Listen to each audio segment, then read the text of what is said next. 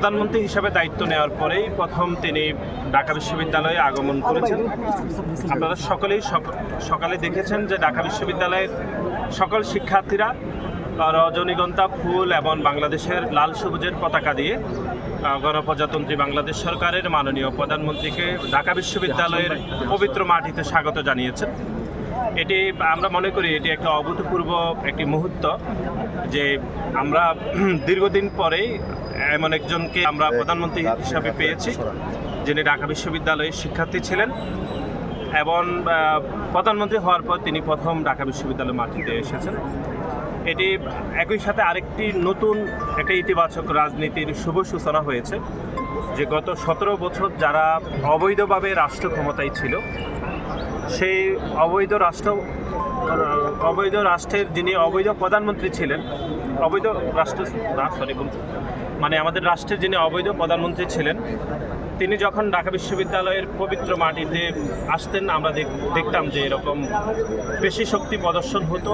এবং একই সাথে একটা ভীতিকর পরিবেশ তৈরি হতো, আপনারা খেয়াল করেছেন। কিন্তু আজকে আমাদের মাননীয় প্রধানমন্ত্রী ঢাকা বিশ্ববিদ্যালয়ে এসেছেন, আপনি দেখেছেন যে বাড়তি কোনো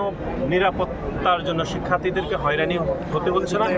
এবং পুরো ঢাকা বিশ্ববিদ্যালয়তে একটি আমরা মনে করছি একটি উৎসব মুখর পরিবেশ তৈরি হয়েছে যে শিক্ষার্থীরা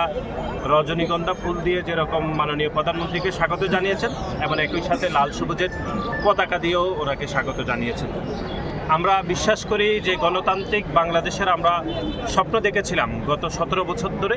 সেই গণতান্ত্রিক অগ্রযাত্রায় আমাদের বাংলাদেশ ইতিমধ্যে প্রবেশ করছে এবং তার একটি নমুনা আমরা এখানে দেখছি যে একজন সরকার প্রধান ঢাকা বিশ্ববিদ্যালয়ের মাটিতে আসলেও খুবই স্বাভাবিক উৎসবমুখর পরিবেশ বিরাজ করছে, কোনো বাড়তি কড়া নিরাপত্তা নেই, কোনো নিরাপত্তার কারণে শিক্ষার্থীদেরকে হয়রানি হতে হচ্ছে না, ক্লাস পরীক্ষাগুলো নির্বিঘ্নে হচ্ছে। আমরা মনে করি এটা একটা ইতিবাচক রাজনীতির আমরা মনে করি একটি মাইল ফলক। সার্বিকভাবে আমরা গণপ্রজাতন্ত্রী বাংলাদেশ সরকারের মাননীয় প্রধানমন্ত্রী এবং আমাদের দলের সম্মানিত চেয়ারম্যান জনাব তারেক রহমানকে আমরা আপনাদের মাধ্যমে আমরা স্বাগত জানাচ্ছি, যেরকম সকালে ঢাকা বিশ্ববিদ্যালয়ের শিক্ষার্থীরা ওনাকে স্বাগত জানিয়েছিল।